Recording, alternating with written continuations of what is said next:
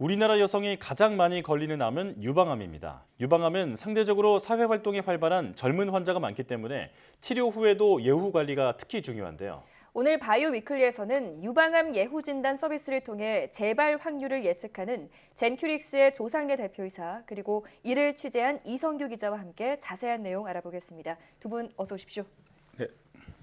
네, 반갑습니다. 자, 우선 대표님께 질문 드리겠습니다. 젠큐릭스는 유전자 진단 전문 기업인데요. 우선 젠큐릭스라는 사명에는 어떤 의미와 또 어떤 비전이 담겨 있나요? 네, 젠큐릭스의 젠은 유전자, 진을 의미하며 커는 치료한다는 의미의 큐어, 릭스는 리치라는 뜻의 라틴어로 풍족하다는 뜻입니다. 네. 사명을 풀어보면 유전자 진단 기술 개발을 통해 정확한 맞춤형 치료를 할 수 있도록 하여 환자의 삶의 질과 만족을 높인다는 의미가 담겨져 있습니다. 네.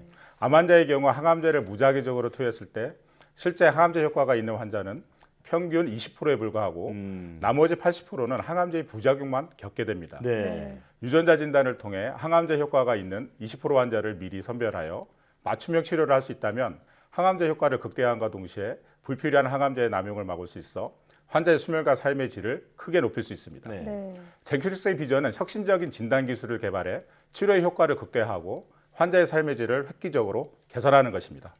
아시아 기업 최초로 유방암 예후 진단 제품을 상용화에 성공하였고 국내 기업 최초로 동반 진단 식약처 허가 제품을 출시했습니다. 그렇군요. 네. 자, 방금 설명해 주신 것처럼 유방암 예후 진단 서비스, 그야말로 맞춤형 치료와 또 재발 확률을 예측할 수 있기 때문에 환자에게 더 중요할 것 같은데요. 이성규 기자가 현장을 취재하고 왔죠. 관련 영상 보시고 본격적인 질문 이어가겠습니다.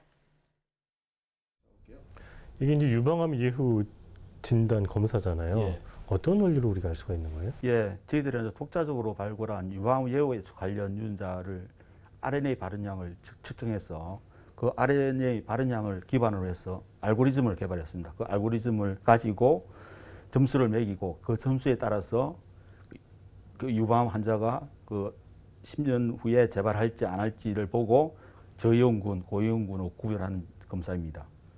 예를 들어서 이제 이건 환자의 어떤 그 반응이랄까 이런 게 좀 중요할 것 같은데요. 실제로 예후 검사를 받은 그런 환자들의 반응은 어떻게 나오나요? 상당히 높다고 볼 수 있죠. 뭐냐면 저희들 또한 이제 유방암 환자들이 또 젊은 여성들이 또 많기 때문에 다들 이제 사회 활동을 하는 연령들이고 이래서 이게 항암을 할지 안 할지를 판단해서 그 치료에 쓰일 수 있다면 상당히 그 환자들의 반응은 좋다고 볼 수 있겠습니다. 이 유방암 예후 진단 서비스 간략하게 설명을 들었는데 이게 구체적으로 누구를 대상으로 하면 어떤 장점이 있는 건지 좀 설명해 주시죠. 네, 우리나라의 경우 연간 신규 발생하는 유방암 환자는 2만 4천 명 정도 되고 이 중 1만 명 정도 이상이 저희가 개발한 예후 진단 검사 대상입니다. 네. 이들 유방암 환자군의 80%는 10년 이내 재발이 생기지 않아 항암제가 필요 없습니다. 하지만 그동안 이들 환자군에서 어떤 환자가 타장기에 재발이 될지 몰라 보수적으로 항암제를 대부분 처치하다 보니까 항암제 남용 문제가 발생했습니다. 네. 유방암 예후 진단은 이와 같은 문제를 해결해 10년 이내 재발 위험도가 낮아 항암제가 필요 없는 예후가 좋은 저위험군 환자를 가려내 불필요한 항암제 처방을 막습니다. 네. 저희 검사는 수술 이후 떼어낸 자녀 암 조직을 가지고 암 재발과 전이에 영향을 주는 중식 관련 유전자 5개와 면역 관련 유전자 1개 유전자의 발현량을 측정해서 저희 알고리즘에 넣으면 10년 이내 재발과 전이 확률을 계산을 합니다. 저희 검사의 정확도는 음성 예측률 기준 약 97%입니다. 네. 쉽게 설명하면 저희 검사로 저위험군 환자라고 결과가 나온 환자 100명을 기준으로 97명은 실제로 10년간 타장기 전이가 일어나지 않고 3, 4명만 재발의 전이가 됩니다. 네. 저희 검사가 의미가 있는 것은 아시아 환자를 대상으로 임상 근거를 확보하고 국내 식약처 허가를 받은 유일한 예후 제품이라는 점입니다. 유방암의 경우 인종 간 차이가 큰 암으로 미국과 유럽 제품의 경우 백인 환자 중에서도 85% 이상을 차지하는 50세 폐경 이후 환자들을 중심으로 개발돼 폐경 이전 환자들의 예후 정확성이 매우 떨어집니다. 반면 저희 검사는 50세 폐경 이전 젊은 환자들이 절반을 차지하는 한국 유방암 환자들을 대상으로 개발해 폐경 이후는 물론이고 폐경 이전 한국 환자들에 대한 예후 정확도가 검증된 유일한 서비스입니다. 예. 네. 이게 폐경 전후 관계없이 정확하게 예후를 예측해서 필요한 치료만 할 수 있게 하기 때문에 그게 바로 가장 큰 장점이다 이렇게 정리할 수 있을 텐데요.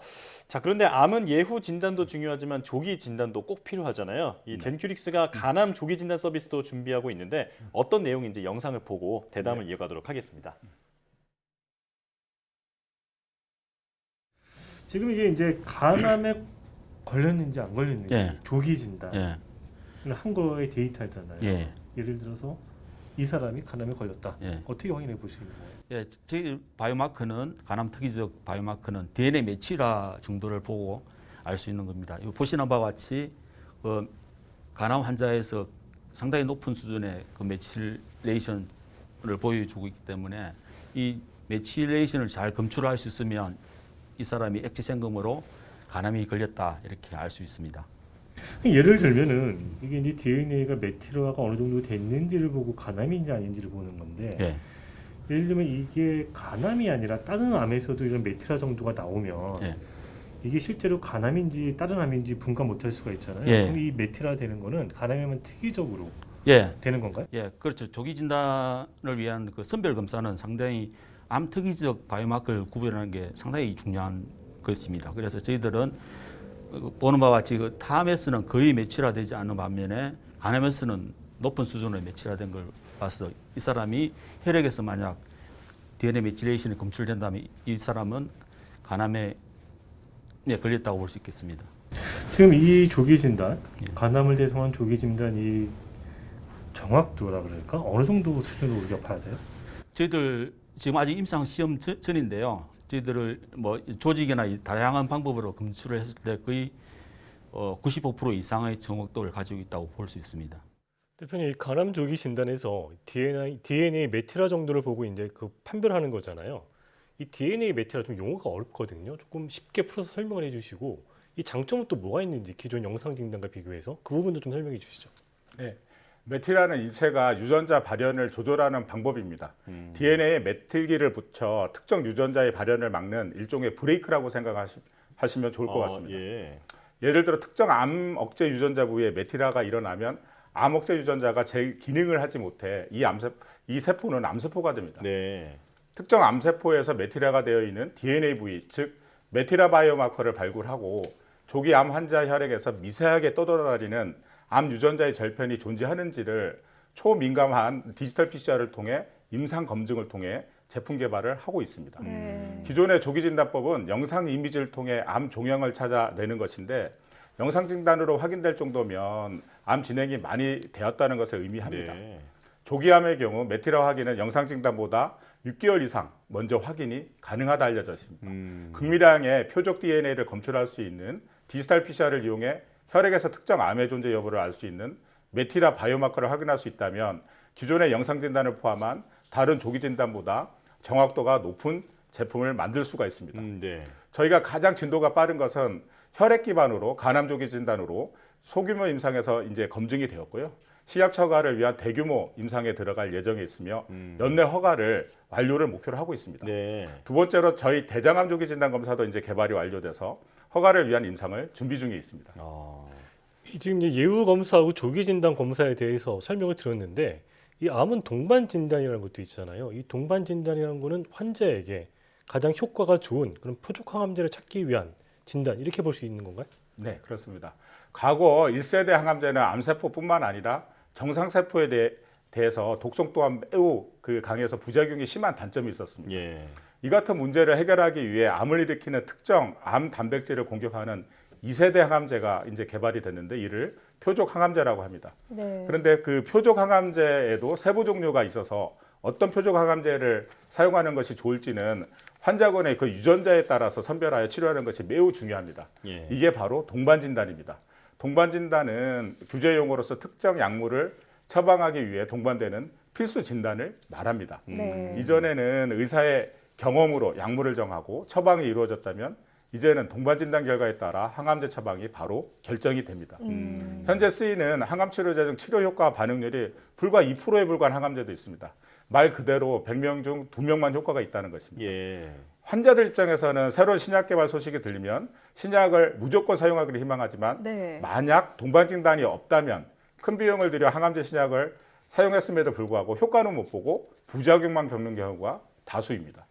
표적 치료제 또한 단점이 있는데 일정한 치료 기간이 지나면 암 단백질을 만드는 유전자 다른 부위에 돌연변이가 생겨서 다른 암 유전자의 발현으로 내성이 생기게 된다는 단점이 있습니다. 네. 예. 이렇게 되면 기존 표적 항암제가 효과가 없어져서 추가 동반 진단 검사를 통해 새로운 변이의 효과가 있는 새로운 항암제를 찾아야 합니다. 저희는 현재 디지털 PCR 기반의 폐암 동반 진단 검사를 출시해 서비스하고 있으며 올해 더 많은 돌연변이 검사와 액체 생검이 가능한 업그레이드 버전을 연대 출시할 예정에 있습니다. 네.